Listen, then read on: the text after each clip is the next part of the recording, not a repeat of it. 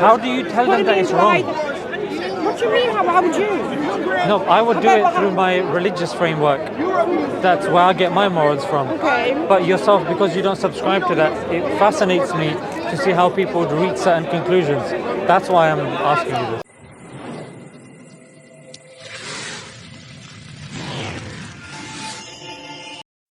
For the benefit of this conversation, I want you, and I can take the punches, I want you to ask the questions that you genuinely believe to be uncomfortable, that you believe to be challenging, that you probably wouldn't ask the average Muslim unless, of course, they gave you the green flag, which I'm giving. I mean, if it naturally comes, I'm never afraid to ask a question, to be honest with you. So I will ask a challenging question because at the end of the day, I want to be challenged. Exactly. I don't want to literally just be told, I want my beliefs. Sorry.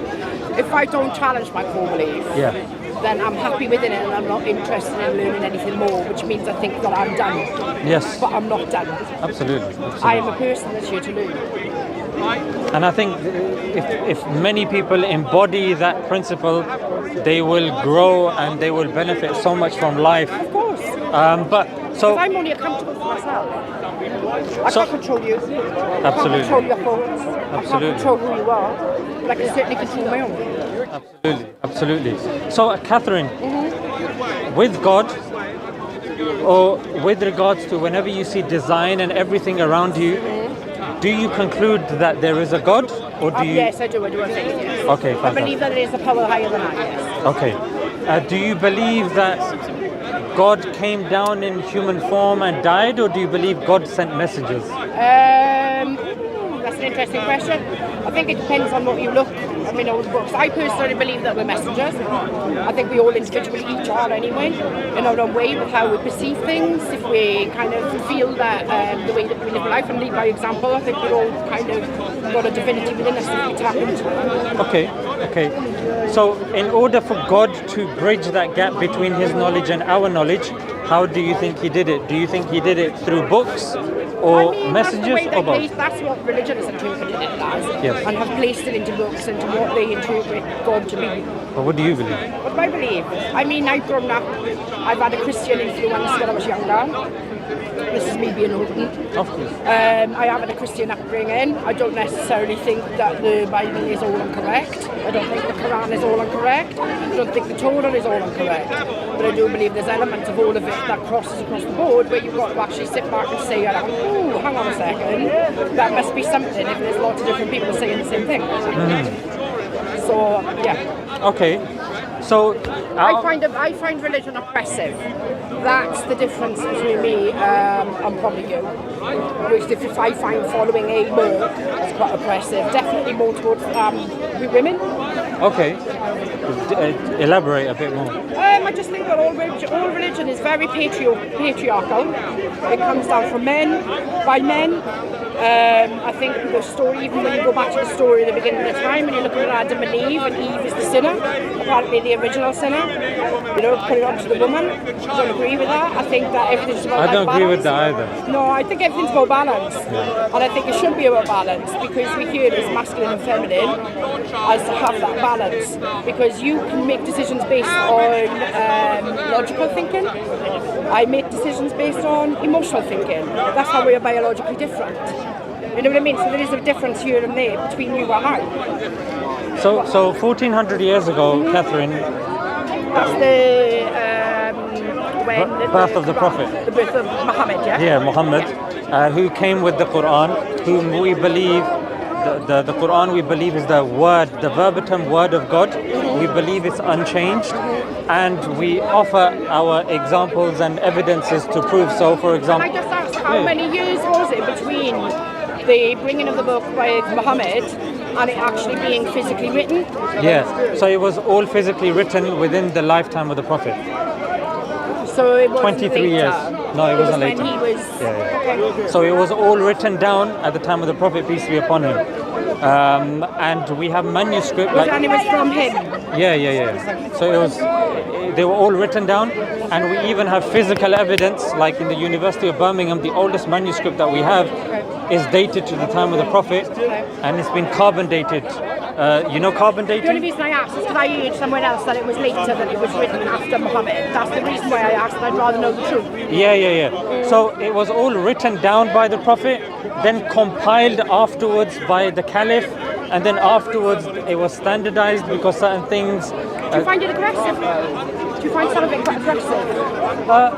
I don't think so. Rather the opposite. Or do you think it's the interpretation that's made it aggressive? I'd say it's the interpretation. I'll give you an example and then tell me your view. So 1400 years ago we believed that there was a book, and this book is unchanged because of course if books are changed then people can add their bits in there and take bits out. That's why you've got the Thomas Jefferson I agree, that's how the Bible came about, so... Yeah. Even if you look at the King James version of the Bible, it says, there's a verse in there that says women shouldn't be speaking in the church. For many years, women were kept quiet in the women church. are separated in Islam. They pray separately to the men, yeah? Yeah, we'll definitely jump into these. We'll unravel all of this. This is what I mean by there's oppression in all of them. But let's see if your stance becomes more nuanced afterwards. After this conversation, hopefully. So I'm willing to hear. yeah, of course. So then King James version then got standardized into there was a new version, the New International Version, that looked at newer manuscripts, and they said that many verses, including the verse that women should be quiet in the church, were added in. The early manuscripts don't have them. And even with the Bible, they have no original manuscript of the Bible. They're all copies of copies of copies. Yeah, and I'm aware of that, which is why I don't follow Christianity. Yeah. That is the reason why I don't. So- because of the, even more so with that one, it's very patriarchal. Yeah. Very much so. I mean, it's all about, how can I put this? It's very much seeing the woman as the second, and that the man is first, and above. Yeah, it reminds me of a verse from the Bible that says exactly that same thing, yeah. That the man is like the head of a woman, and then the Lord is like the head, and if they say it's fine now. Yeah. Adam and Eve, because she said we blame the woman, but in Islam, No. Absolutely, at yeah. this point, because Yeah, good point. So when it comes to Adam and Eve, we don't lay the blame on Eve. We don't even necessarily lay the blame on Adam. Because there is no blame. Yeah, what we They both made the decision, and they both made their own choices. So what we technically say is it was the satanic influence, and that made a clear distinction between the role of Satan, the role of human beings, and how they would be at loggerheads, and how... Is Satan something in Islam? Sorry if I'm asking. No, those go questions, for it. I want to know. Yeah. Is Satan in Islam? There is Satan in Islam, but I we don't don't. believe in Satan. But we don't believe him to be a fallen angel. We believe angels are angels, but we believe jinn, i.e. That's a jinn, yeah. the jinn are the jinn, like they're distinct. We don't believe. I don't believe in that concept. Personally. Yeah, I mean, if you're not believing in scripture, then it makes sense because that comes from scripture. So then 1400 years ago, the Prophet Muhammad, peace be upon him, there are narrations that he said, and this is in Imam Malik's Muwatta, don't kill women and children. This is referring to warfare. At that time, this is very unique because at that time, women and children were fair game. And they are fair game even till today. They've always been fair Since game. the beginning of time. However, Because men are egotistical. but when it comes to the And they like Islamic... owning things. You like that? They like owning things. So here's the thing: when it comes to how Islam sees the role and the nature of women, it's different to how the Bible talks about women. Yeah, and it's different to how the society was back in those days. For example, 1400 years ago was a long time, but the Prophet Muhammad, peace be upon him, was saying stuff like, paradise lies under the feet I mean, of the they're not the mother. first ones to basically put women out, or I'm not saying that I agree, but it's not the first time because the Egyptians have actually made women kind of higher than men in history, so it has been before, and there's proof that they were goddesses and things like that. No, but we don't say women are higher than men, though. No. Yeah. No, but they are seen. I know what you're saying, yeah. Or even equal. Yes, yes. Or revered, because that's what should happen with a woman, because we are the ones that have the capacity to give birth. The childbearing capacity, Yeah. exactly. Sometimes it's even more. As you said, the gender under, it's even more than the men. Well, I do believe that, because the thing is, at the end of the day, well, not in an egotistical way, but I mean in a way, when you really think about it, depending on how you see things, the woman is the portal to source. But then, Catherine, the issue there would be that the portal would be rendered. How do I use a polite word? Yeah, but we are the ones that give birth. Yeah, but then that portal relies upon the seed. So then there's an argument that can be made that the portal is. I mean, modern times now. Yeah. I mean, they are looking at possibilities to try and get women to be able to fertilise themselves through bone marrow and things like that. There's a lot of extra. And then you've got certain men that claim that they can have a uterus and give birth as well. Oh, that's a different conversation. Do you see? Then That is a different conversation. Then it just opens a can of worms. Yeah. So here's the thing, Catherine. Let me just tell you these three. One really good way of encapsulating how Islam treats women is when a girl is born, she becomes the means of paradise for the father. When she gets married, she completes half of the religion of the husband. And the third one is that I mentioned, when she becomes a mother, paradise lies under her feet. Yeah. Now the reason, Catherine... That's why they say, don't they, that heaven falls at your mother's feet. Exactly. So now here's the reason why that's so important. Because the Islamic empires reigned from the 4th century all the way to the 14th, 15th century. That's 10 years. Yeah, 10 years. And then from that civilization, you had the Renaissance and the Enlightenment of the Western countries that we have today. That's why Islam gets brought up, because it's the precursor to the Western Enlightenment. Now here's the thing. Sorry? 10 centuries, not 10 days. That's what I meant. Sorry, did I say 10 days? Yeah. Sorry. That's why I was like, 10 centuries. It's because Sorry if I look good. No, it's because I'm fasting today, and I'm very dehydrated. Do you want some water? No, I'm fasting. I'm fasting. I'm so sorry. No, it's okay. I'm so sorry. It's okay, you misheard. So I'm fasting. So in about sunset. in about 2 hours, I can have as much water as I I'm want. planning on doing Ramadan. I'm planning on doing Ramadan next year. Actually, I was meant to do it this year, but just circumstances I haven't been able to. But I see the power in fasting. That's intermittent diet that will say actually it's Ramadan, It's powerful. but they don't like to say it. It's the Muslim fasting, but it's. I mean, everybody likes to lay claim, and all the rest of it. I'm not here for that. You know what I mean? At the end of the day, we your all just detox practice and this. Yeah, of course. And it's about learning as well, about the habitual way that we eat. Feel That's right, how the others who don't have food, how they feel. And how people out there that are it's a lot of starving. stuff. Of course, it's a lot of stuff. So Catherine, here's the thing. 1400 years ago, women were allowed. There's in Islam. I mean, you don't treat them that way. You make them wear a fucking hijab. Sorry for the language. No, but here's the interesting thing. Let me. So here we go. Let's go to this level. So you tell me why a woman wears a hijab. Yeah, I'll tell you. Because even if we take like an objective stance and we say, okay, let's take our theology and philosophy and whatever out of it, let's just use science and let's see what science says. Science inherently has evidence and proved that a woman's hair has sexual value, i.e. that a women's beauty is also linked to her hair as well, and the hair is mostly to be covered in public. Reason being, and some people say, oh no, it's oppressive because women. People don't mention that you don't have to wear your hijab at home. You don't have to wear it with your husband. Just outside, just in the worry that a man may desire it. It's only when you go outside, for example. No, but here's the thing, Catherine, it goes both ways. A man also has a hijab. Did you know this? There's traditional dress, isn't there? No. There's certain obligatory parts of a man's body that need to stay covered. Oh yeah, that's why you wear vests and things like that. From the underneath, navel, clothing and things like that. from the isn't it? navel to the knees, the man's body should be covered. From a woman's body, it's extended more, other than the face, the hands and the feet. There's a reason. Even if you look in society, Catherine, you will notice majority of the models are female. Majority of the fashion is extended towards female. Makeup, female. Why is that? It's because of the fact that we women are sexualized. That's the bottom line. Or maybe they are used. No, we are sexualized. That, and then even more so in today's society. Even more. I agree, definitely. Women are definitely And it's a sexualized. shame that religion has taken that sexualization and has basically made us responsible and accountable for the fact that a man may not be able to control his desires. That is what I can't agree with. I'll give you an That's what it's about. I'll give you an example. Like the testosterone in a man, that scientifically speaking renders a man helpless.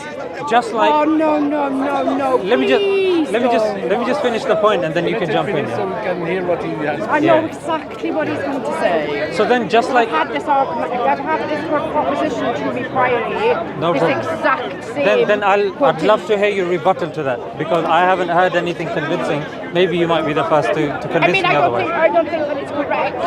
Let me just finish the point though, yeah? So there's a physiological need in a man to procreate. That's why a man has been given strength. That's why a man is physiologically stronger, powerful. That's why more That's rapes. what science tells you, yeah. That's what science, Yeah, in a patriarchal world, yeah. That's fine. even science that has been done Which is in a patriarchal world, yeah. by females. Which is but it's a patriarchal world. It But- doesn't matter whether it's done by a woman or a man. But Catherine, It's patriarchal. you can tell me afterwards, isn't it? Let me just make the argument because I'm struggling to stay on course with the argument. Then I'll let you finish your argument, even if I disagree to with ask you it. the question. No, do it after I've made the point, isn't it? Otherwise, Jump in so many. yeah. No, yeah, but that's the way it goes. It's like Yeah. you can't come at me with a preconceived idea of the way the conversation is I'll give you an example. In Islam, we say La ilaha illallah. That means there is no God but Allah and Muhammad is a messenger of God. If I say the declaration of faith, there is no God, and someone interrupts me, they are now critiquing a view that I believe that there is no God. But my view is not there is no God. I just was interrupted before I could complete my view because I was strawmanned to But that's not say. what you were just saying, and that's not why you interrupted. But Yeah, so what I'm saying is that physiologically speaking, when we come outside and it's raining, we're not going to complain and say, oh, why is it raining? It should be raining. We get the umbrella out. So if we know there is a biological, mechanical, chemical desire within a man that renders him more sexually predisposed.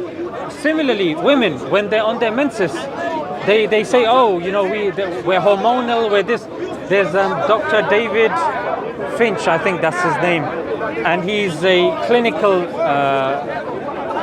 clinician, and he says women have 4 hormone cycles. And within these 4 hormone cycles, it's like you're speaking to a different woman every 10 days because hormones do have an impact on women. because we're biologically different, yes. Yes, but then if I was to say this is done with women's psychology and women's biology is women-centric, it's not helpful to the conversation. Just like we don't divorce women from the chemical and the biological side, I think it's done too quickly with the men. I agree with you, and I think we are going to share more agreements than disagreements because you come from a Judeo-Christian background, and But I'm open to others as well, Of course. even the Eastern religions. You know what I mean? I'm not somebody that's just looked at one. And that's why, Catherine, I was giving you numerous examples that at a time Christianity was there, Judaism was there, and paganism was there. Islam was giving a different My narrative. ancestry is paganism. So Because I'm a Druid, because I'm from South Wales. You know what I mean? yeah. So there you go. So the reason why I was giving you those examples because Islam was a contender on the global scale, and for them to be putting these things forward that we see survive today shows that Islam doesn't hold true to the same blames that Judeo-Christians get, that Hindus get. For example, in Hinduism, there's a practice called sati. Yeah, and I don't believe I'm not Hindu. No problem. So I'm going to tell you. I understand that because obviously it's multiple gods. I don't believe in multiple gods. So, Yeah. I can't. So Hindus have this concept of sati. Sati means that when the husband of a woman dies, his body is burnt on a pyre. Then a woman is encouraged and rewarded if she then sacrifices herself on that pyre because of her death of her husband. Now, Hindus today, that's why I couched my language very specifically and particularly, because they will say, oh, no, this was only wiped out. This was only wiped out when the British got involved in India and they wiped out this process, but it even takes place even till today. In the UK, only until the 19th century, the practice of the scold's bridle was something that was removed, which is like a metal mesh which locks the woman's face. So she can't speak. Yeah, and then puts like you've had a the witch device. trials against us, everything. Yeah. You know what I mean? I know about all these But certain brothers won't I know know about it. all these things. But many people don't. Like for me, I learned about this a few months ago, and then you put something in the mouth that's got nails in it. They can't. Yeah, sharp things that they can't speak, and then there's a leash put around their neck, and they're paraded all the way around. I've never heard of it. And that practice is now sexualized. Ah, yes. And there's a movie. How we came from then. There's a movie that's been Come on, it's popularized. fully sexualized at the moment when you're looking at the BDSM kind of side of things. Absolutely. So you Well, know what I really, mean? that's- Everything comes from somewhere. That's why, Catherine, as the conversation progresses, you're going to realize there's more that unites us than divides us. Oh no, I don't think that Yeah. I don't think that we're divided. Let- I don't see it that way. Personally, we may have different views and we may have a different faith or whatever. Yeah. But that doesn't make us divided. In my No, eyes.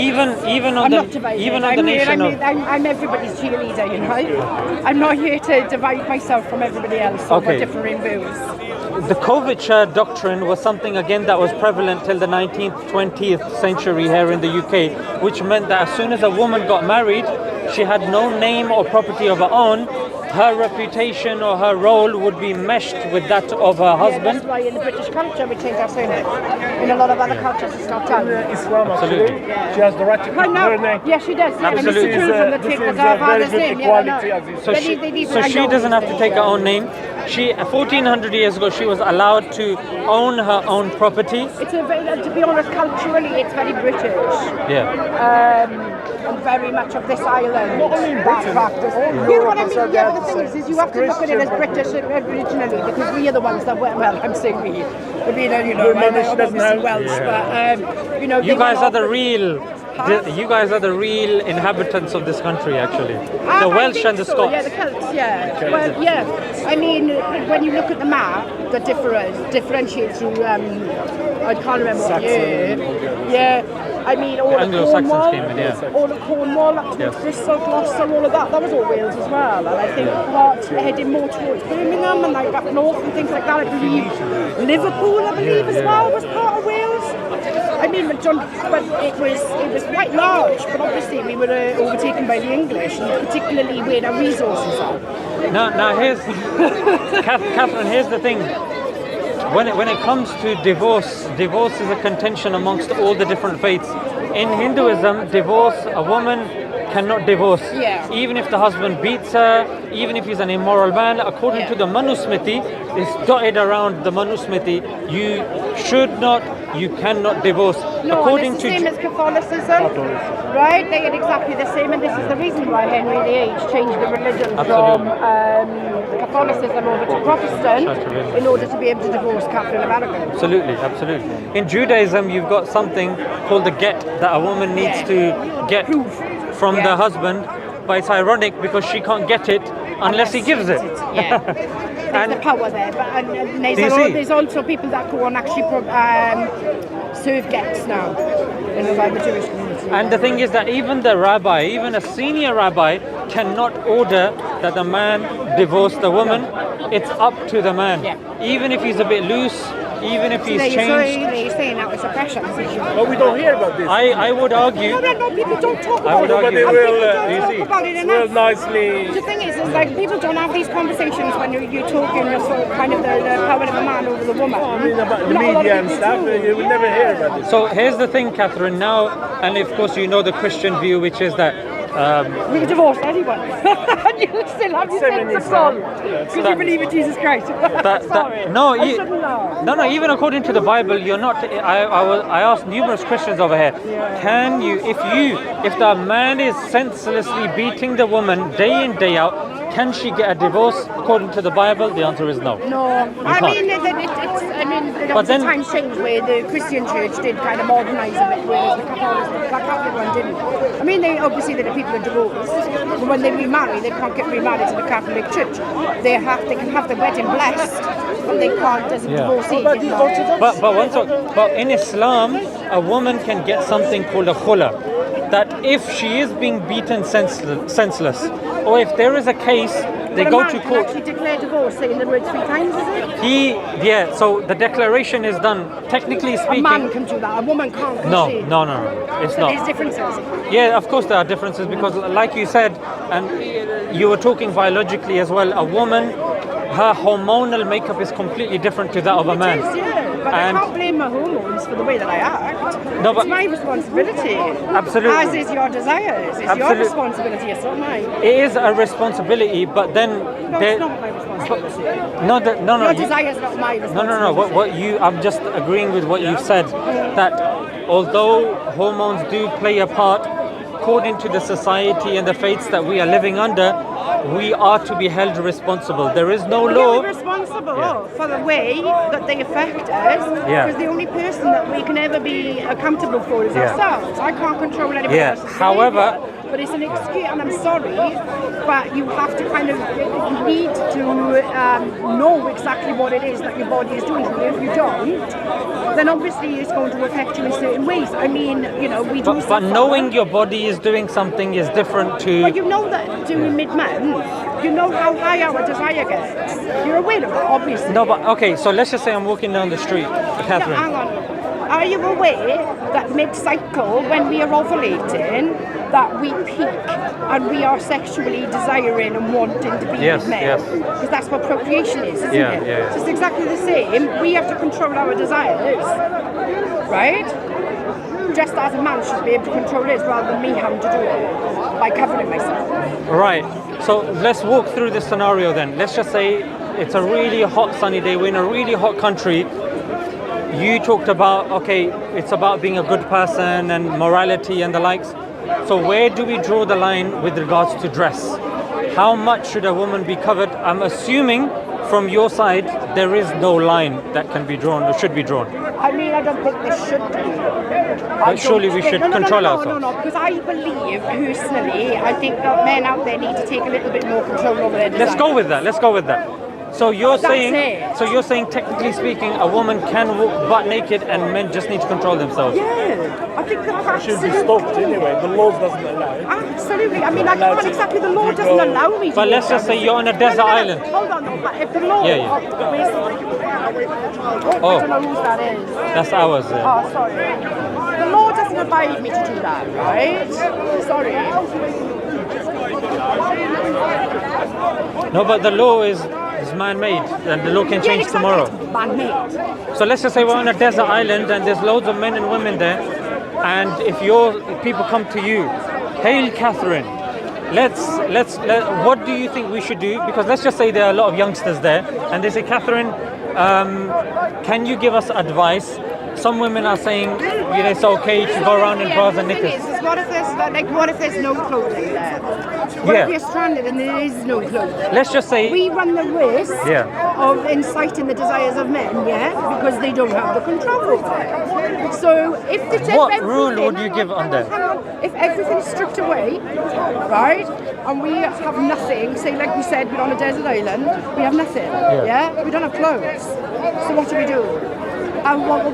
We use what's in the desert island to cover up. There's leaves, there's all sorts of things. That's what people have done for time immemorial. I mean, there's a lot of cultures where women don't wear anything over their breasts, because the problem is with modern day society is the breasts have become more sexualized rather than actually the use that they're for, which is to breastfeed a child. But the problem is there's a lot of men out there that have sexualized our breasts, so therefore we have to cover them. That's why it's difficult for women to go into a cafe, take their child out of the pram and breastfeed their child. They need to be covered. They're told they need to be covered. I think it's a disgrace. You think they should be able to whip it out in public? I think they should be able to mother their children in whatever way possible, of course. Like even if she just takes her top off? But come on, women do it in a discreet manner, right? No, but why should they though? Because of the fact that men can't control the fact that it causes them to build a desire. I mean, come on, there's men out there that have sexualised that even, that they go and seek bloody women to be able to go and drink breast milk. Right? It is. This is what society has done to women. This is what today's society has done. I mean, as a woman, I don't think men will ever truly understand what porn has done. And the fact of it sexualises completely the expectation, right, as a woman of what you have to do in order to perform for your man is a disgrace. You've got men suffering from ED, right, because they can't actually have physical sex because they're addicted to porn. Right? It's all fucked up. And all of this comes from oppression of women and the fact that our bodies are sexualized. So here's a question that I have, Catherine. Do you believe that over the centuries there has been a concerted conspiratorial effort by men that got together and put these oppressive laws in place for women? How would you be able to prove this? I mean, it doesn't. I don't have to prove. I don't want to. It's not for me. Right? I'm not out here to like prove points. I'm just saying. No, for my benefit. Yeah, I understand. Yeah. Right, but I mean, if you look at perpetually through history, it's mostly been male leaders. And the only time that a woman can be basically a queen and in charge of everything is if she's either, if she's married, her husband's not allowed to be king. But yeah, when a man becomes a king, she's a queen. Do you get what I mean? Would you say that the women are the most free now than they have been in the past? I don't really think so. I think if you look comparatively. Comparatively, I don't know, to be honest with you, because when you look at circumstances, our times change. Obviously, eras have changed and things have changed, but there's also some things that have become worse. Because historically, we've been told that women didn't have their own identities. They were having things in their mouths, like the Scold's bridle. They didn't. They weren't. I mean, right? That a person like me would have been tried in the witch trials just purely for the fact that I stand for you as an independent woman. I would have been killed for being an independent woman in the witch trials, which was Christian. Yeah. What was that called? You look at the Salem witch trials, but it wasn't just in Salem. They say you are a witch. Yeah, no, they called, like the way that it was run was a lot of the women were the midwives, they were the healers, they were the people that looked after everybody within the community, right? But they were tried on the trials and basically murdered for being that type of person. Women have been chastised consistently so Catherine, you said being a woman. So you said there is this chemical makeup. Well, rather we were discussing that we've got these hormones and we're physically and biologically predisposed to certain things. Oh, we're very different biologically. Of course we are. No, in terms of like when I mentioned testosterone and you were I'm sorry. you were scoffing at that. What's your suggestion? Right? No, it's fine. I'm not looking down at you. I'm not looking down at you. No, I know, but it may look that way from my sense, and I'm sorry if it doesn't look that way, right? But in my opinion, a man that holds onto his desire. How do we control it? How? I mean, I don't know. I'm not you. But I mean, it's basically not acting on it. Yeah, but I want to see what she says. It's not acting on it. It's not giving in to instant gratification, for one. But how does that manifest practically? What do you mean how does that manifest practically? So you can't just go to a man and say, control yourself, and he goes, okay, and he just walks down the street. I'm saying give said man, like man A, practical ways in which he can control his desires. How? Getting to know himself, getting to know why he has the desires in the first place and why the fact that he is sexualising externally, to hold his power within and to get a little bit more in touch with his feminine side, because we all have it. I have masculine energy and feminine energy, it's yin and yang balance, right? So you're saying education, right? It is an education, of course it is, but the thing is because of the fact that we've lived in a patriarchal society, men have never been held accountable. They're not. I mean, even in a lot of like Scriptural and things like that. I mean, rape on a woman is only just not long become legal within marriage. When a woman says no, a man can rape her husband. A man can rape his wife. Or could, sorry. Yeah. Now legally that has changed, and it's not that long ago.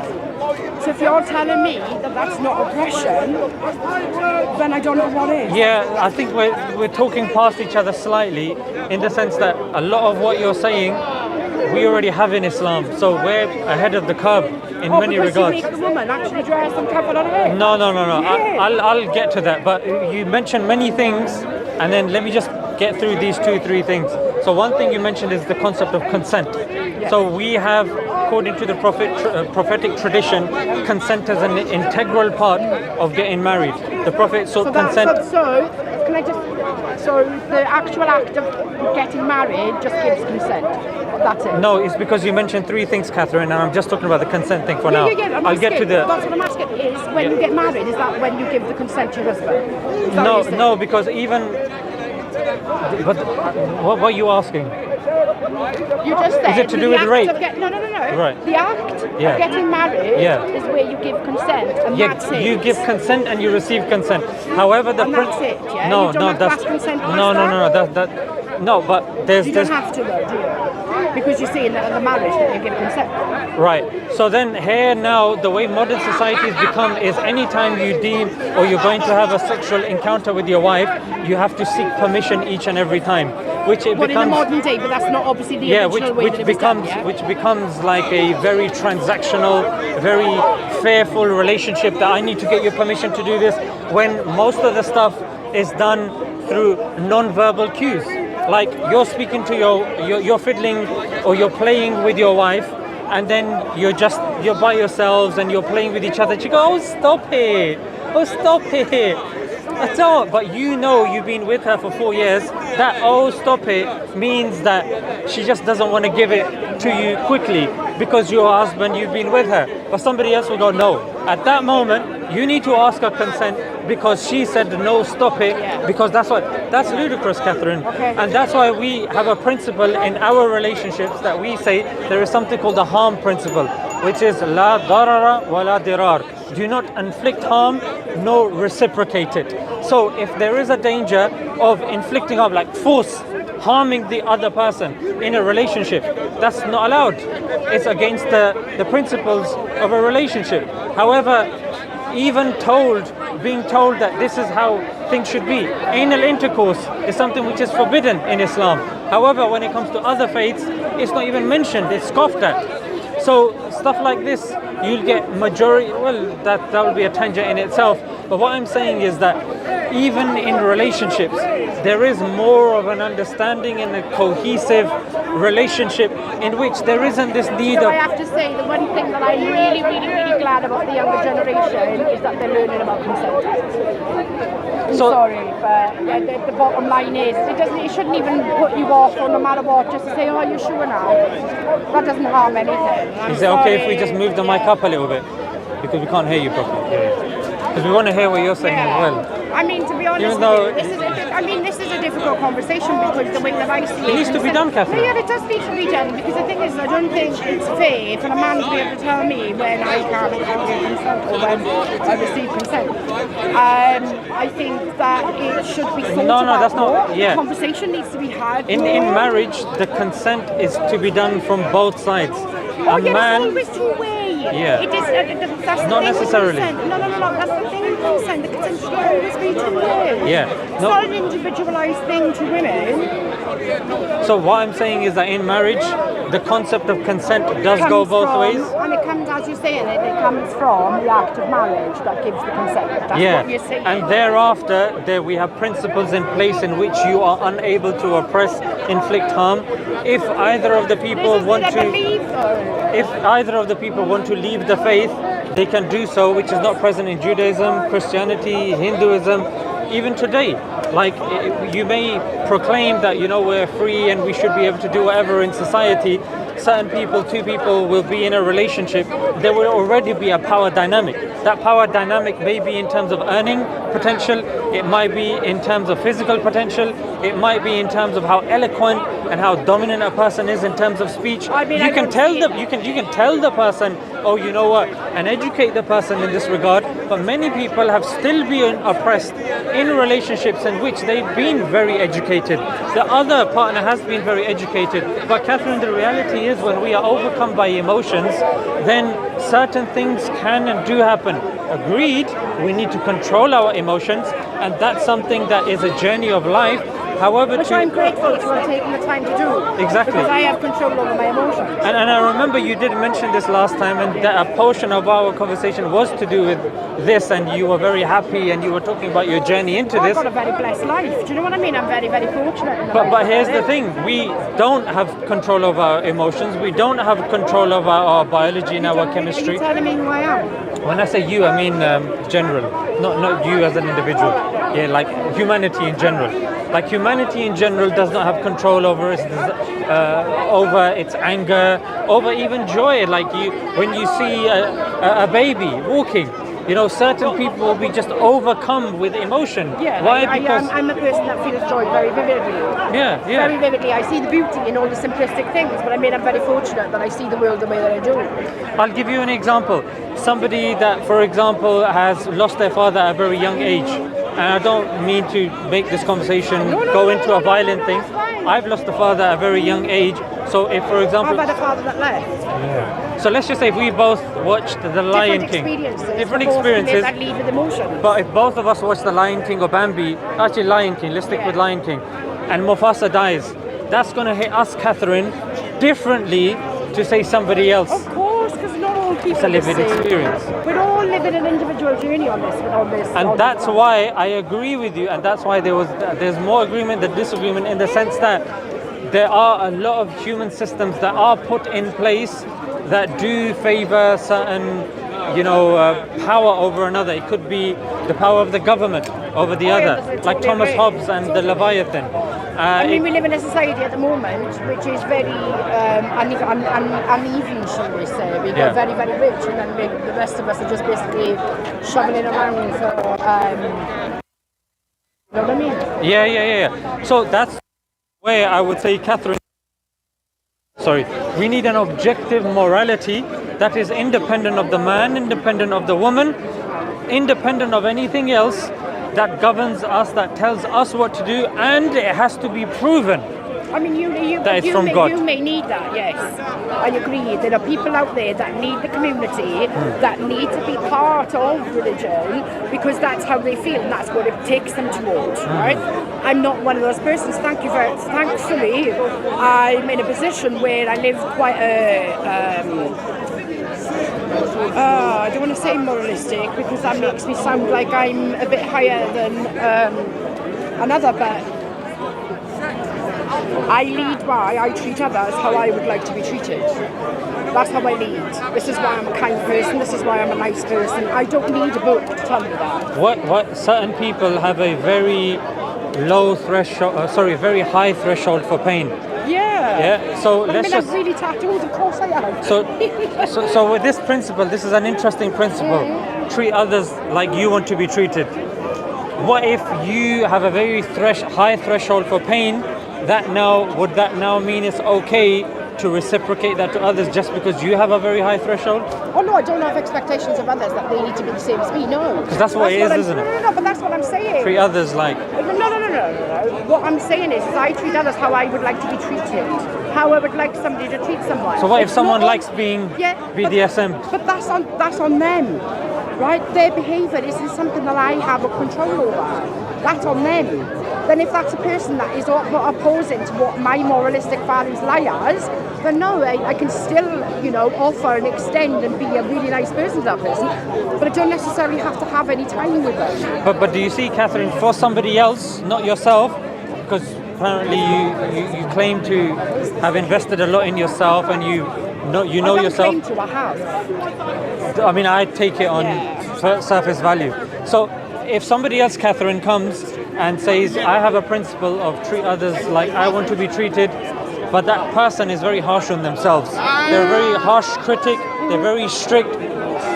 Do you think you would give them the advice to follow this principle and maxim? Probably no, because I'm more a person, I'm not a preacher. I'm not here to preach to tell people how to live. I'm not here to do that. That's not my role. My role is to just take accountability for myself. So I'm not going to take on board what somebody else is. That's them. That's totally and utterly separate to who I am. I don't have control, but I will still extend to them how I would like to be treated. Whether they are in a place to receive that, that's up to them. So if a woman lead by example. So if a woman loves to wear the hijab, loves to cover her face, That's that's her prerogative. But that's her prerogative. Like after COVID. I'm not saying, right, that the way I think is for everybody. I'm not saying that. I understand that there are some women that think very different to me. They're not as independent thinking as I am. We're all different humans. There are men out there that are not as independent and thinking as you are. Yeah. Do you get what I mean? We're all individual people. I'm not going to put my expectations onto others because that's their life. I'm not going to go in and disturb that and tell them what they're doing is wrong. Because in their eyes it's right. Yeah. And I understand and I respect that. Like I show everybody respect that's got their own faith. That's where I lie. I totally It's a very good respect principle that. to have. Yeah. I know, and I know that's not where everybody lies. Yeah. I know and I'm aware of that.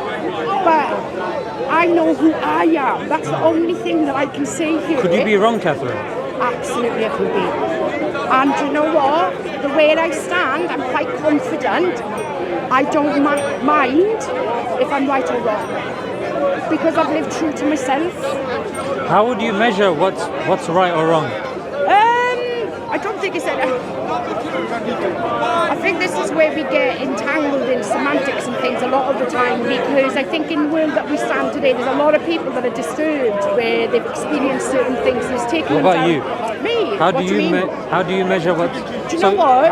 It's Because you're saying right or wrong, I'm saying, so if a news was to come to you, how do you? I wouldn't say I'm right or wrong. No. I'm saying for where you. my values lie, you're asking. So if some Are like you asking me where my values are? I guess what I'm saying is that if something was to come to you, how would you measure if it conflicts with your worldview, that if you should change it or If it not? upsets my peace. If it makes me, if it takes me to a place where I react in a way that I don't want to react, then I step away. Anything that can alter. Do you think there are exceptions to that? That maybe you don't know? I mean, the way I've seen it and the way that I am, I quite like who I am. Actually, I love who I am. That's good. And I love the way that I see the world. And I like the fact that I've got a very innocent view of everything. And I am a person of love. And I offer and extend love everywhere I go. To everybody.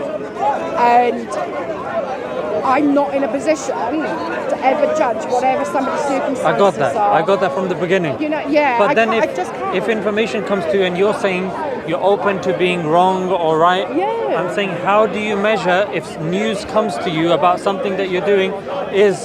There is nothing that's done that. There isn't. Because I think this is why... You said if it disturbs your peace, yeah? If it disturbs my peace, Right. right? If it... Look, right? We're all people that have experienced things.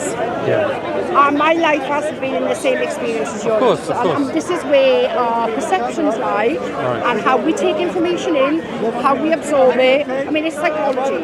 Do you know what I mean? And the thing is, it's like, for me, I don't like being taken to a place that somebody's energy or somebody could take me to a level that makes me step outside myself within my emotions. That's the way I see it, because I have to have... What if that's good for you, Catherine? What if stepping outside of your emotions is good for you to grow? I feel them, right? I absolutely feel my emotions. I sit with them and I feel them. This is why I'm in the position that I am, because I don't just dampen them down.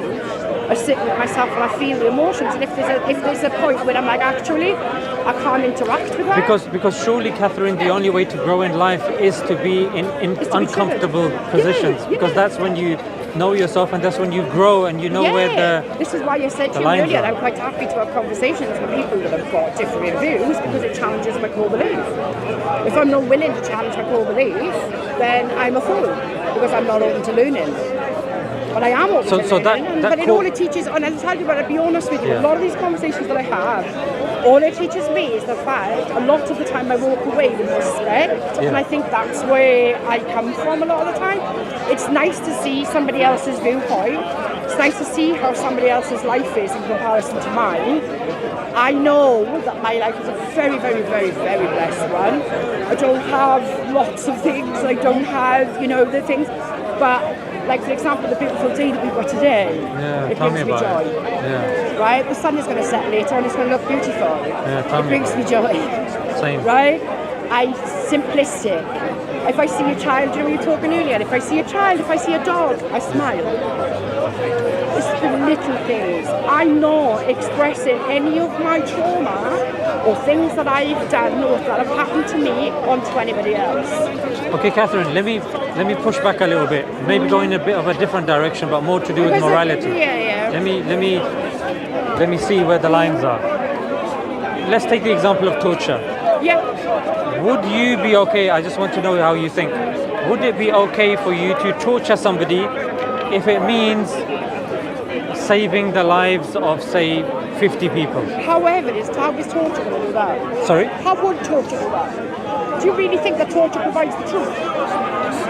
The governments claim they do. Well, I mean, there's a lot of times. Do you think that sometimes people get to such a point that they will tell you anything you want to hear? I agree with you. So no, I don't think torture will. So you don't? No. What if torturing one person means that you save 200 people and How there is... that? No, but how? And then- how is that going to save? And then you can No, use... but I need you to attest. No, I'm telling you. Explain to me though, how Yeah. torturing that one person is going to save 200. How? I'll tell you. He's a terrorist. Yeah. Okay. He knows where the bomb is. Yeah. So if you torture him, and then he tells you where the bomb is, you save 100 lives. Yeah, but you think he's going to tell you the truth? Do they circumstances Plug him where up. men won't break? Plug him up to a lie detector. Yeah, but come on. It's 95+% I know, but accuracy. there's ways and means around it. So if you think that there is a 95% plus chance of him telling the truth, do you think it's worth it to save 100 lives? I don't think that you can definitively say that you will get the truth. No, I don't think torture is. I mean, personally, I don't believe that torture should be done. Okay. I'm a humanitarian, right? Okay, good. And a lot of the time, the way I see it, a lot of people get into the positions that they are due to things that they've experienced. Okay. Or due to the upbringing that they've had. These are the things that we need to be looking at. Do you know what I mean? Let me give you another less harsh scenario. You have like a little, what do you call it? Like a carriage on a Train. Yeah, so on the rail track, you've got like they call it like a trolley. It's a smaller one, yeah? So you've got a trolley going down. And then on that track, that track divides into two. And the trolley can go into two. If you leave the trolley, it will run over 4 people that are tied up to that I've track. heard this analogy I know. before, I know. Yeah, it's a popular one. But let me see what you're going to say. Let me see. So if you don't do anything, 4 people die. If you pull the lever, the trolley goes to the other platform and only 1 person dies. What would Catherine do? I'd probably try to slow the train. I would probably try and slow the train. How would you do that? I mean, I don't know how I would do it, but that's not probably where my first line of thought would go. Because then nobody has to die. That's a I'm third. sorry. No, I agree with you. I thought that as well. But let's just say you had those 2 options. Though, isn't it? The thing is I can't tell you what choice I would make unless I was in that position. It's easy with hypothesis to say, yes, I would do this. Yet you enter a situation, you do completely different. I've been in many situations in the past before where I thought I would have reacted differently. But surely we should know thyself before being in a position it would affect the lives of others. Well, yeah, I mean, people don't take accountability for themselves, which is a big thing that is around us. So finding out what we would do in certain scenarios, and then when we are in that scenario, we're like, hang on a minute. Personally, I don't relate to hypothetical situations because I try to live as quite present as possible in the situations that I'm in, rather than trying to put myself into positions that I'm never going to be in. And to some people, that might not be seen as the right thing, but that's just the way my brain works. So I see that you've slightly manoeuvred away from the trolley experiment, which is fine. No, it's not that. It's just the thing is like I think it's easy to ask hypotheses to people, right? It's very easy to ask hypotheses. It's very easy with us standing here now in a calm position saying, I would do this. Let me ask you a real one then, that we all go through every single day, which is you drink tap water, right? No. Never ever? I don't anymore, no. If somebody put it in front of you, would you drink it? If I was thirsty, of course. If you were thirsty, okay. So there's a process that the tap water that we get goes through is called chlorination, Yeah. which is killing. Fluoride it's the fluoride which can actually calcify and everything in the system. No. There's that as well. I mean that. So there's a lot they of claim, things. but this is No, there chlorine. is fluoride in water. But then there's a claim that small amount of fluoridation can actually affect how a person thinks. There's a lot of scientific out there because it actually affects the frontal lobe, and this is the one. A big majority of the frontal lobe is what controls. You're talking about the pineal gland, the pineal gland, calcification of it. Yeah. I need I'm to not look more saying- into it. Yeah. But I mean, It's there. Yeah, it's there. So the chlorination of the water, that process kills hundreds and millions of But it microbacteria. also kills the good ones. Exactly. So then, knowing that, similar line of thought, but that process also occurs when it comes to bottled water. Some bottled waters do that. They go Now- through purification. Yeah, so purification process killing hundreds and millions of microbacteria. Is that enough for you to stop drinking it, or do you think that the pleasure outweighs the harm, therefore you would drink it?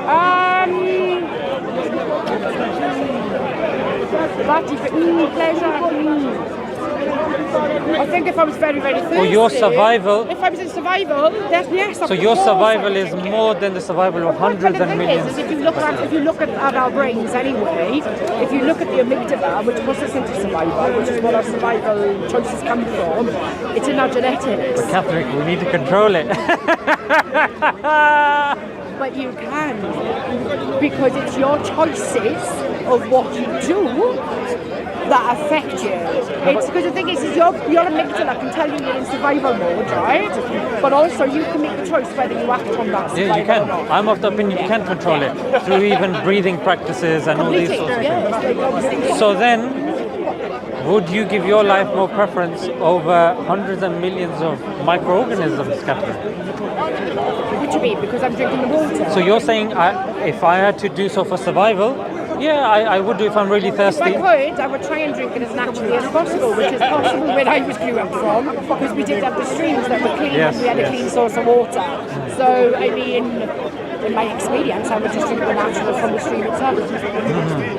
But now that you know that Because that's bottled how they water, survived long ago, and this is why we don't have all of these things inside our gut anymore, is because we've stopped doing that. That's why we have the conditions that we do, because we're not used to the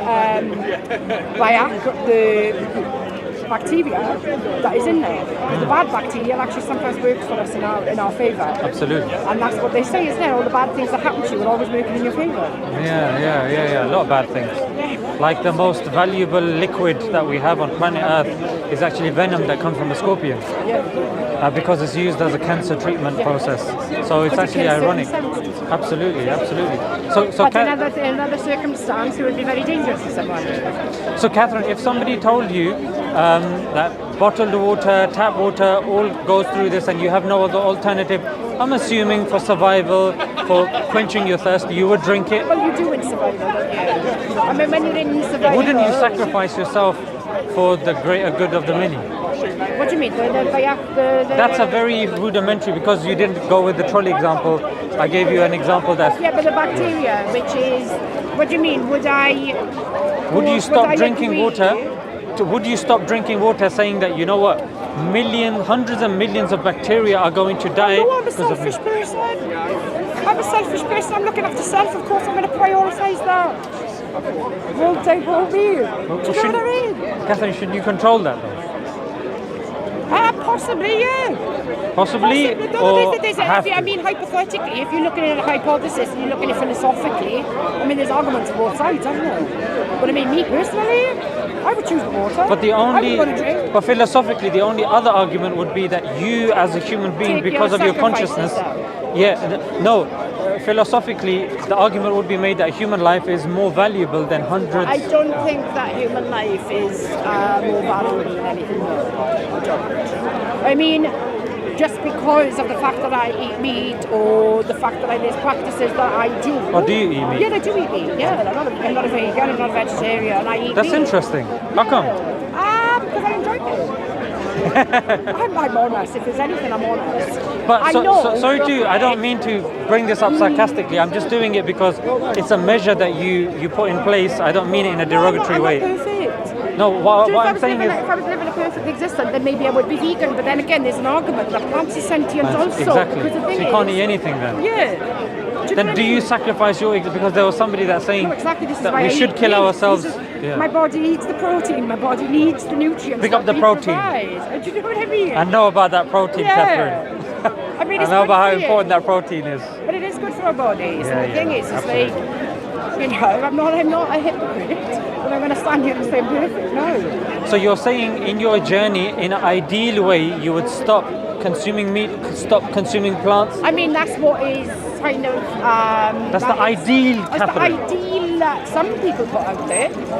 I mean, I'm also on the kind of line of. Please don't do that, Catherine, What? though, yeah? What? Don't stop eating meat, plants, No, I water. never will. No. Yeah, I'm not going to see you again then. No, I never will, because the thing is, I have got selfish tendencies, because we all do. But that's good though, isn't Of it? course, because the thing is, like I said, the only thing that I'm accountable for is myself. And as long as I am doing things in a way that is true to me, then I'm happy. Do you know what I mean? And I'll always take accountability for things that I do. If somebody ever comes up to me and says, "Oh, you did this," I'll always take accountability, because I'm not here to tell how somebody feels. You don't have to answer this question, but do you have children of your own? I do, yeah, I have a grandson. Okay. With regards to the children, do you just kind of let them figure everything out themselves, or do you give them certain morals That's a and really principles? interesting question, actually, because when I And how do you decide what to but tell? basically, when I raised my daughter, I allowed her to make some decisions with that for herself, knowing that there were consequences. So she then would have to basically declare that, well, be accountable for the consequences for the choices that she made. And I'm very, very fortunate that my daughter never went out and drank on the street. She never went out and took drugs. She has a beautiful little boy. She's a good, hard-working woman. And I brought her up in a way that she has to live to her accountability and her consequences. Yeah. Okay, fantastic. So you're saying that you taught him a few things, her a few things, when you were cognizant of the fact that they could learn based upon the consequences of those things. But Because the thing is, how is she going to learn it if I'm just lecturing her? How is she going to learn if I'm just telling her, right, no, you can't do that? and where did you draw that line between now I need to teach them and then now I need to leave I them? lead by example. But aren't you a flawed example? Of course. We all are. So shouldn't they have an example that is a perfect example? The thing is, her example is depending on if she follows what I do or if she makes a choice based on free will. I'm very lucky because we're very, very different people actually. Very, very different people. Very different tastes, very different personalities. But she's very moralistically, she's a good girl. You know what I mean? She's 25. You know, she's an adult. And she doesn't make wrong choices, as in she lives a very, very good life. But what you deem to be wrong, what if she deems to be right? Like when you're measuring how Then good we're she's... different because we're individuals. I'm not going to treat her any different to treating somebody else and saying and what she's got to do that I would with somebody that I don't know. Because I'm not here to preach. I'm not here to tell somebody how to be. I would rather encourage my daughter to grow up with authenticity, which is something that she did. And she lives very, very authentically to herself.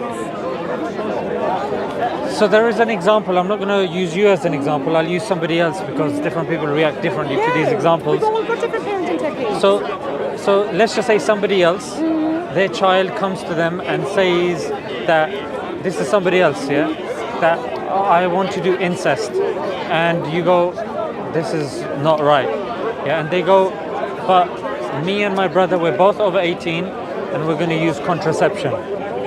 In your worldview, would you not say anything and say it is what it is, or would you? There's certain, you know what I mean? I have morals. I have kind of a moralistic standing. That's where I say that there's consequences to the fact of your behaviour. What is the consequence of that? I mean, the consequences the consequences can sometimes be having to sit down and go, hang on a second, really moralistically look at yourself. That's a consequence. What would you say is wrong about that? other Again, than we just it's feel going that back to it's the wrong? sexualized. It's going back to the sexualized kind of connotations that society has. This is the issue that I have. Do you know what I mean? Because I think it's in a lot of the books. Incest is looked at and frowned down upon. And don't forget, I've been brought up in a Christian environment, so I have had some teachings in regards to religion and things like that, which I've obviously got my morals are based off my experiences. But say now, if you divorce yourself from that and you go with the principle that you've established, based upon that principle, how would you prove to said person what you're doing is wrong? And they say, what makes it wrong?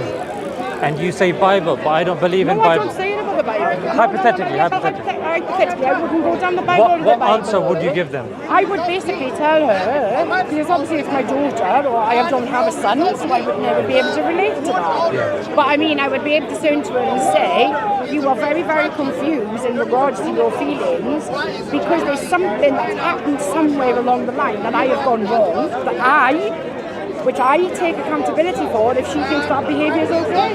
That's my responsibility. That's my accountability, because I obviously, by my leading, haven't taught her the right example. But then what if the son says to you, but mother, you still haven't explained why it's wrong. Tell me why it's wrong, then maybe I will stop it. Why is it wrong? Why are we arguing over semantics? No, in terms What of... it is though, isn't it? 'Cause the thing is, again, you're going down the road. How do you tell them that it's wrong? What do you mean, how would you? No, I would do it through my religious framework. That's where I get my morals from. Okay. But yourself, because you don't subscribe to that, it fascinates me to see how people would reach certain conclusions. That's why I'm asking you this. The way I would display it that it's wrong is by basically you show, like, the thing is that first of all and first and foremost, it's illegal. It's against the law.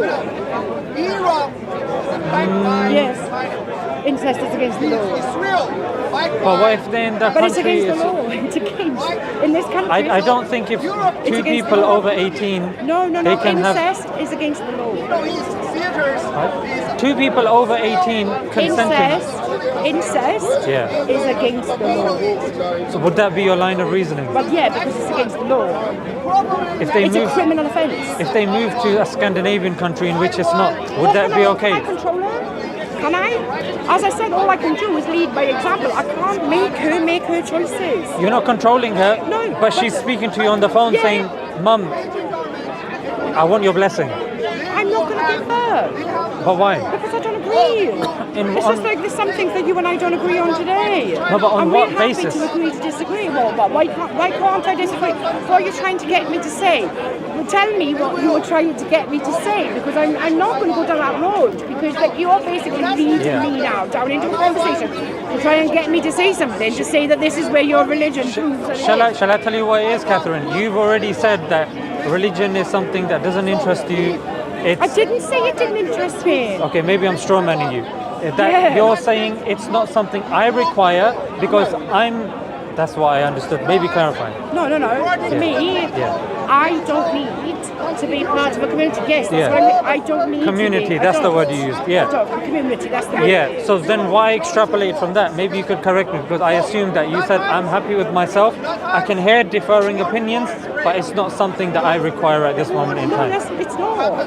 It's really not. So Because the thing is, I was right. No, I'm confident. Yeah. Right? I'm confident in the way that it is. I know who I am. So And I'm not going to have. So let me just clarify. Because basically, what you were wanting me to do is to stand here and say, "Oh, I know. Yeah, I can join your. I'll join your club." That's not what I'm saying. What I've done halfway through the conversation, I got the impression that we'll probably have a more fruitful conversation if I just ask you about your morality. I'm actually not leading you anywhere. Unless you bring the conversation back on religion, then I'll happily go back on there. Yeah, but the thing is because Catherine, for me, one second. Because I want you to be comfortable in this conversation.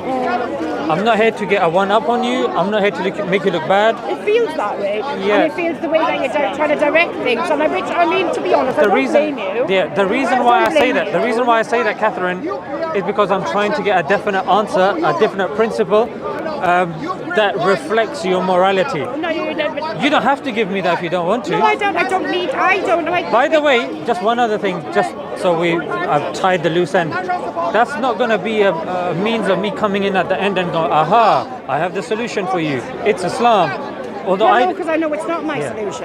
I obviously do believe, because I'm a Muslim, I do believe it is. And I respect that. Yeah, but I'm not going to get you to say something and then say, aha, I made you go down here. I'm genuinely curious. And I'll be honest, right? There's a lot of the time, this is where the conversations tend to go down. So you can understand. Obviously, I've come in with a preconceived idea. I know, but you did last time. I thought you remembered. That's why I thought we could get past that. Right? I might got a memory like a goldfish. I'm perimenopausal, right? And this, I don't know what we're talking about hormones. Trust me, as a woman, when you get to that age, it's a flipping nightmare. Because we've got fish bones, and it does happen. So Catherine, the reason is because in philosophy, this is actually called the Socratic method, which is you hear someone's view, you question until they reach a question. They reach a bit. They go, you know what? Either I don't know, or actually, you know what? I'm going to reevaluate my thinking. I always reevaluate my thinking. But that's the thing. No. But I never walk away from anything. Like when I've had a conversation with somebody, when I don't evaluate what somebody has to say. But I'm not here to trip you up, Catherine. Please.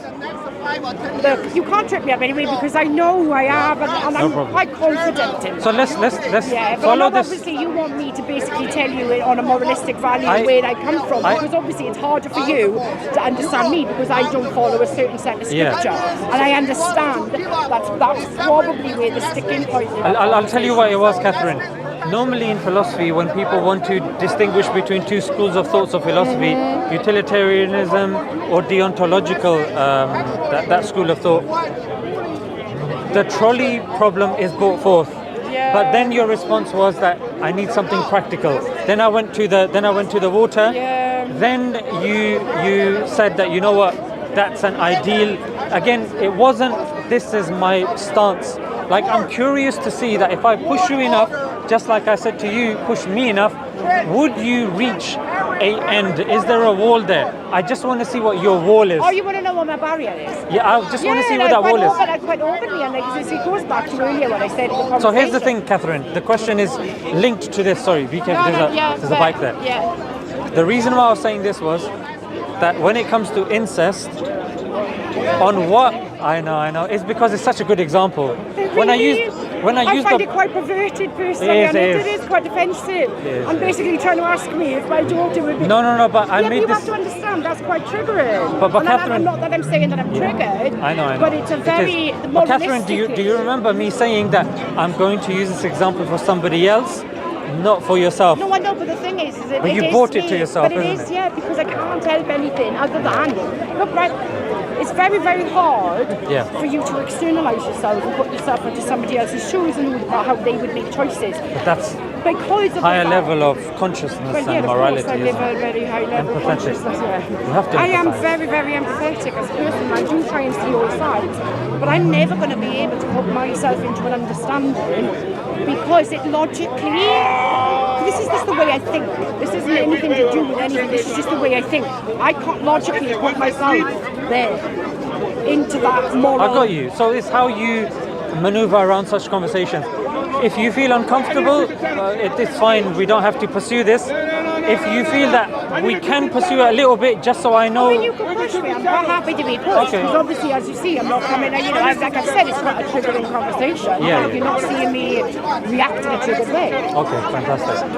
That wasn't my intention. No. Yeah. I mean, look, there's reasons as to why it's triggering for me, as you can probably understand. I wouldn't be happy to hear something like that either. No, but it is personally, which is something I can't talk about on camera. Okay, but there's a reason. I got you. I read between the lines. So, should we move on to another example? I mean, it's just all I'm getting in this conversation. I'll give you another example. So, look, but the thing is, shall I summarize? All in this conversation is hypothetical, right? At the end of the day, I understand, as I was saying earlier, I understand other people's plight and other people's need for community and need for religion and need for guidance. I'm not going to religion yet. No, but there are people that need guidance. Like we've talked about, right, a lot, is that we are very different people. We have different experiences. I don't live my life that way. Catherine, I'll tell you why we give analogies and thought experiments, because this is prevalent even in philosophy as well. Because we have limited experiences, and as we progress, as we progress in life, we are going to encounter more and more experiences, and thought experiments help put us on a moral standing with regards to how to think in certain situations. Because the thing is the way that we are shows who you are. Exactly. In certain situations. So here's the thing. Asking a question that do you think it's okay to ever kill innocent people in combat? I don't think it's okay. So there was a Gallup poll that was done. It's called genocide. So different religions As were I said, asked. I'm a humanitarian. So different groups they were asked. Christians were asked. Jews were asked. Different religions were asked. Is it okay in any situation to kill an innocent person in combat? The highest percent, 78% of religious people said no, and they were Muslims. They were the highest from the other faiths. Now, somebody could say, you've all done a lot of different people have done these kinds of acts in the name of religion. I wouldn't necessarily say it's from somebody of religion. I do see the differentiating between the two. Because a lot of the time the name of religion is an excuse to say that it's okay to do it. So Catherine, here the thing is, as such, they may not have ever killed an innocent person or a child or something, but when their country gets invaded and certain rhetoric gets put forward, then morals change, boundaries change, people's views change. I know. I mean, my country itself was taken over, and it was stolen. Absolutely. Yeah. And you're fighting for your language, you're fighting for your culture, you're fighting for a lot of things. Yes, a lot of things, and I don't think people realise. They don't.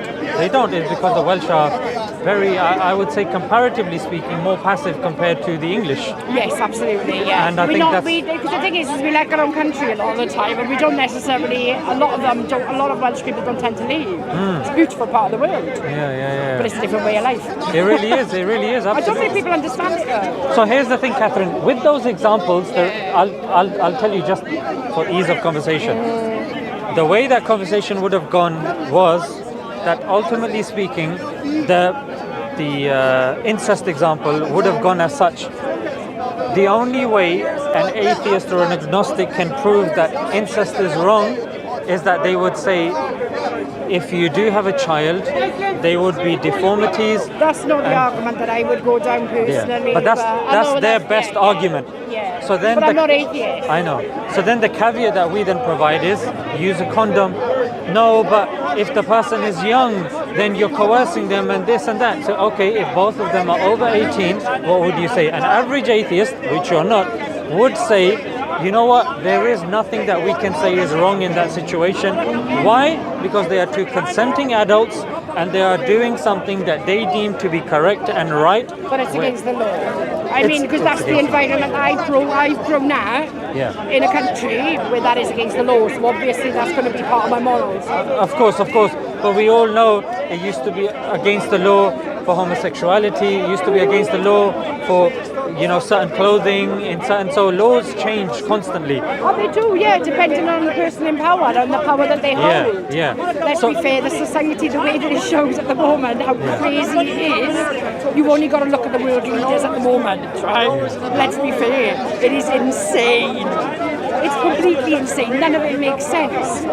Make it make sense to me. Do you know what I mean? Where these people in power are abusing their position. I mean, I'll show you my cards, where this conversation would have gone and what I wanted to achieve from this conversation, If I was to show you my cards, the conversation ultimately would have gone with an average person that, you know what? I'm not an average person. Yeah, well. That's where you made a little bit of a mistake. And that's why, Catherine, I wanted to see what you said. But obviously, I don't want to make you feel uncomfortable in this conversation. I want you to leave with a higher vibration and happy that, you know what, it was good. Like I said, I'm quite happy to put a point across that if I'm not happy about talking about something, I'm not going to just stand here and allow it to happen. So in Like I conversation, said, I don't let anything upset my peace. yeah, well, I think that is very important nowadays, especially with the way things are. Not in an absolute sense, but I know myself enough to know what my triggers are. Yeah. So therefore I can communicate that with another person. Whether another person presses on that, that's on them. And they are triggering me on purpose. As soon as I've displayed and said, look, this is a very triggering subject for me, then it's on you. It's not on me anymore. yeah. So the thing in these situations ultimately is that an individual would say that, you know what, in this scenario and situation, incest is fine. Why? Because you have consenting adults that want to do it. If they are under a jurisdiction that allows it, they are. In some Scandinavian countries, Catherine, bestiality is okay for you to have intercourse with Did you see the case as well recently with that couple talking about bestiality? No. Oh my goodness, there was a guy that coerced his wife and filmed his wife having sex with a dog. And it's just been in court. She's got 9 months in prison, but he's got longer. But I mean, she was saying that she was under coercion. Oh, damn. And that's why she did sexual acts on a dog. Yeah, it's quite prevalent actually, the subject right now. It's So quite then the recent. question arises of consent as well. That This I is mean, exactly what we go back. which pitch of wolf counts as consent when you're trying? Do you see? That's why it's a problem, because there is no consent. Because how can you get consent off somebody that doesn't speak their own language? Another example, which is probably less triggering, that I like to use is that of cannibalism. That let's just say we are plunged in a world war, Desperation. desperation on a desert island. Which was somewhere. done, wasn't it, with the survivors of that plane Absolutely, crash? Yeah. absolutely. Have you Morally, watched that film actually? Do you know much about that, the cannibalism, when they started eating each other and they actually gave consent before they died whether they could eat them or not? was it on a boat? No, it was a plane. It was a plane crash in, I can't think of the place. I've forgotten where they was when they crashed, but basically they actually gave consent before they died if they were allowed to eat them or not. Okay. To survive. They did some of them did survive. I'll they were Google actually, it. I'll type in plane cannibalism. Plane crash cannibalism, yeah, you will look them up. Okay, yeah, that's Yeah. interesting. Yeah. So now, the point that it comes down to, Catherine, is the morality of said individual boils down to this, which is if pleasure outweighs pain, in my worldview, it's good. That an atheist love is called the harm principle. If harm outweighs pleasure, then I consider it bad. But then the issue with this is, what if we start moving these goalposts and boundaries like we've done with incest, like we've done with cannibalism, and like we did with microbacteria and stuff like that? Can we say that we are better than that life form? No. Just because there is a size difference? Just because some would argue yes, some would Some argue no. yes, I understand that. Me, no. So that's I don't see myself any higher than anything, including the tree, because it's a cycle, because it's a source of life. So then I think next time let's continue from here, because I think now that you know, I'm not doing gotcha moments with you. I genuinely want to see how far I can take your view of my piece.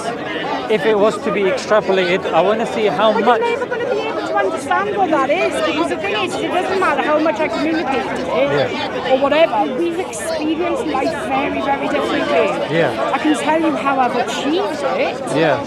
but I can't tell you how your piece is, and it's very hard for me to describe to another what my piece is, because it's very intuitive. It's me.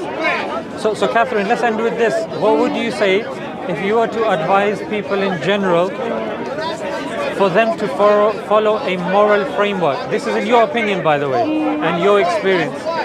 What would you tell them as a moral framework? Do you know, the first and foremost, personally, that I think is accountability and being aware of the repercussions that your actions can have on another, and therefore adjusting yourself where necessary to ensure that you are not actually purposefully going out and causing harm. I think that's the basic. That's the basic. Easily. Because as soon as you take an accountability, then your awareness is quite high in regards to what's going on. So would you say stuff like lying is wrong? I don't think it's wrong. I think that's a strong word to mix with. I think some people use some people are lying to themselves. So a lot of the times when they're telling lies to another, it's because they want to believe the words that they're saying, because they don't want to feel the shame of the truth. And I think that's where the problem lies. That's interesting, because I thought that your line of reasoning was going down more the consequentialist point of view, which is, typically speaking, that if a principle was to be extrapolated and if it caused widespread harm, then it's regarded as wrong. For example, lying. If lying... the thing is like, the concept of wrong or right is quite hard for me, because to be able to view it like that means I've got to format a judgment of the situation. Yeah, absolutely. Right? I try not to format judgments, which is why I treat people as, like I said, as I want to be treated, because, as I said, I am only responsible for self. I can't and don't know what somebody else's experience that's taken to that point in time of where they might come at me with aggression. I have no knowledge of any of that. So therefore, I can't really judge how or what took them to that position. Because a lot of the time I think what we're doing is in society is we're living in a society with a lot of disturbed people that have got a lot of trauma, that are very afraid, living in a concept of fear constantly. And I think that takes them further away from themselves, which is like as you said, they lead it to them lying and so forth, because they don't want to face themselves, they don't want to meet themselves, they don't want to know why they do the things they do, because that means taking accountability. So on the back of that, would you say if your friends come to you for advice, you would not give them advice saying, I look... give them advice, and the first thing that I tell them is, don't forget, this is coming from my perspective and my experience. How do they know your experience? Because, well, I don't have a big circle of friends, but the friends that I do have know my life, because I'm very lucky that I'm in, my friendships don't come with judgments. But this was something that you said to me as well, like, I can never know you, and this is, Thomas Nagel said the same thing with regards to bats. He said as human beings we could never know what a bat goes through and how he experiences the world. So bearing this in mind, if your friend is asking you for advice, how can you ever give them any advice which is going to be cohesive for them? Because they've never experienced what you've experienced. They know of your experience, but not your experience. No, exactly. So which is why they understand this from a perspective. So when I tell them or give them advice, I say this is what I would do for me. You're basically a person then can take from that whatever it is that they want. Okay. If it's something that moralistically sits with them, they think, oh yeah, actually that's a really good idea, then that's their responsibility. It's not my responsibility to tell them. You just share your experience. I just share my experience. It's pointless in me trying to tell somebody how it is for them, because I don't know. So, I know I said this before, and I said the final thought, and I regret continuing because I started getting juicy again. There's one last thing, forgive me. You mentioned with regards to politics, you said, oh, because such thing is the law. Do you believe the law is correct, all aspects? Not always.